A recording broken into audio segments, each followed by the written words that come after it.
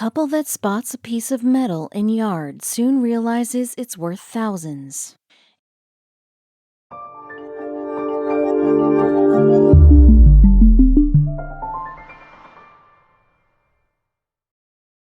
But before we start, please make sure to subscribe to m&rtv and hit the bell so you never miss any upload from us. Also, leave a like right now. If you're lucky enough to have a backyard, you know just how valuable that little patch of grass can be. One New York City couple, however, ended up with much more than they bargained for in their space. What they thought to be a simple piece of metal turned out to be a door to intrigue, mystery, and riches. While New York City isn't known for having houses with massive yards, Staten Island is a bit different. In that suburban borough, Matthew Emanuel and his wife Maria Colonna Emanuel found their dream home and a little something extra. The couple managed to find a home in Tot Hill, in one of the island's nicer neighborhoods. Best of all, it came with a nice backyard, perfect for relaxing after a long day at work. Toward the back of the yard, however, the couple noticed one bizarre detail. Amid the trees, there was an unusual and out-of-place piece of metal emerging from the ground. While Matthew and Maria weren't sure what the metal was, they came to accept it as part of the landscape. It was probably an old electrical or cable box anyway. However, they soon became aware that was not the case at all. See, while Staten Island is technically part of New York City, it does hold on to some vestiges of suburban life. One of those, it seems, would cause the Colonna Emanuels to reconsider what was lurking in their backyard. In recent years, Staten Island has developed a bit of a deer problem. Some of the animals wandered into the couple's backyard and wreaked havoc among the plants, which brought attention back to the area. Matthew brought in a landscaper to fix up some trees, and the man, unsurprisingly, noticed the metal box in the brush. He was convinced, however, that it wasn't housing wires. In fact, he thought it was too banged up and rusted to hold much of anything. The best guess was that the metal was simply a piece of old scrap, so the men used some heavy machinery to unearth it. Once it was free, though, its true identity was plain as day. The piece of metal turned out to be the corner of a safe. Once everyone got over the surprise, their minds turned to the logical question: what valuables could be locked inside? The couple decided they had to learn what was inside the safe. There was no turning back now. They got some tools and, without too much effort, had cracked through the rusty metal shell. Once the dust had settled, Matthew reached down to open the safe. As daylight filled the interior, the Colonna Emanuels couldn't believe their eyes. It seemed like something out of their wildest dreams. As you'd expect, it was full of valuables. The couple pulled some bricks of cash, which unfortunately had been ruined by water. Some of the loot, however, was in better condition, and it was far more promising. Beyond the cash, the couple found a literal buried treasure. And there are all these bags with hundreds and jewelry, diamonds, engagement rings, dozens of rings, gold with jade, Matthew told CBS News. It was stunning. As stunning as the jewels were, they weren't alone in the safe. After removing all of the valuables, though, the safe still wasn't completely empty. The couple noticed at the bottom of the interior there was a simple slip of paper with some faded writing on it. On the paper, the Colonna Emanuels found a familiar address. The home in question belonged to one of their neighbors.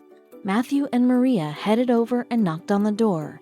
They hoped that whoever appeared behind that door could help them solve this mystery. When Matthew asked the neighbors if their home had ever been robbed, they said they had. There was one catch, however. The burglary in question took place in 2011, several years earlier. In 2011, a man known as the Ninja Burglar went on a robbery spree across Staten Island. While he robbed hundreds of homes over 10 years, he apparently didn't make it far with this safe. Whether he decided it was too much trouble or planned to come back later, he left the safe in what became the Colonna Emanuels' backyard. It sat there for years until the couple finally cracked it open.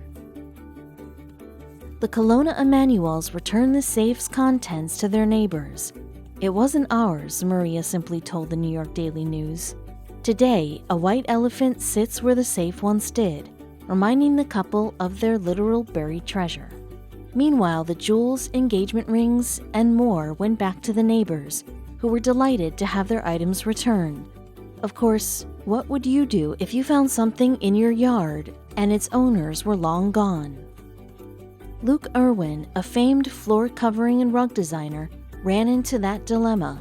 He had no idea his Wiltshire, England home was hiding a critical historical artifact.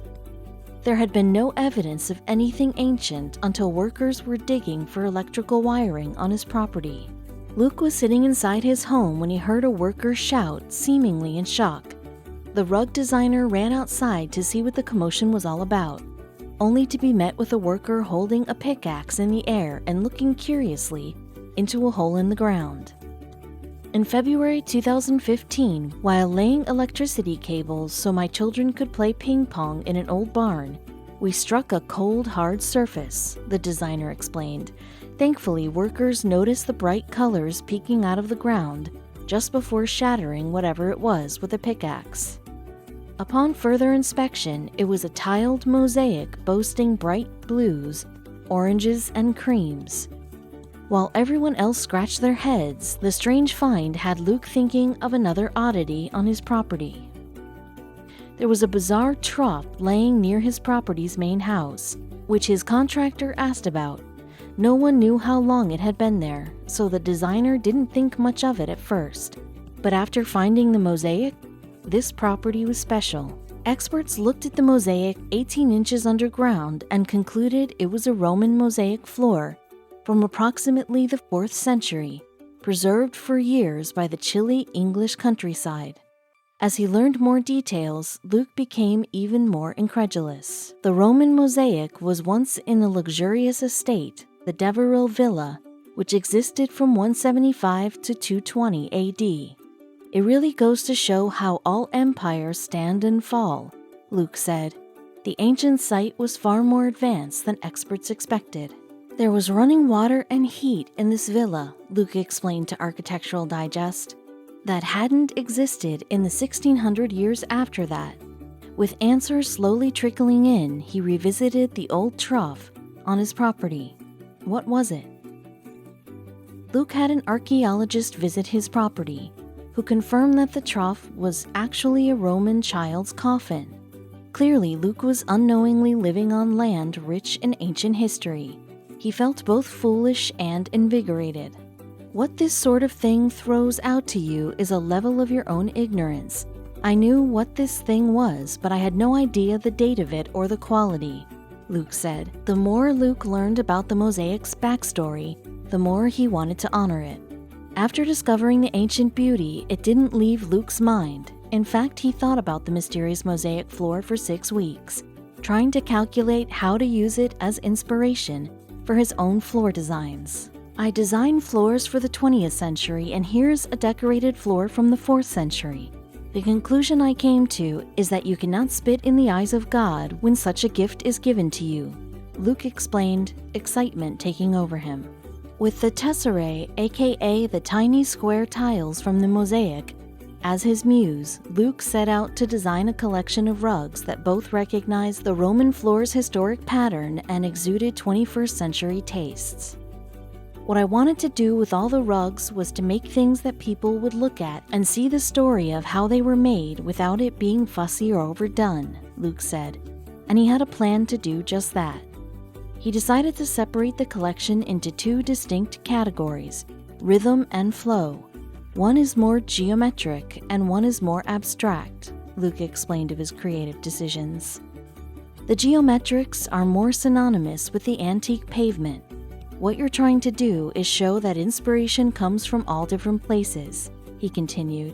He didn't simply want to make a pastiche of Roman mosaics. That would be cheap and unoriginal. However, the Devereux rug in his mosaic collection for ABC Home, which is made of silk, is close to an exact replica of the buried floor. As to allow the world to experience the beauty Luke was lucky enough to see in person. Aside from that one rug, the rest of the collection merely sees the Roman flooring as a creative starting point. We are not the British Museum shop. We don't want to replicate, we want to create something new, Luke explained, and the collection didn't stick to just one style.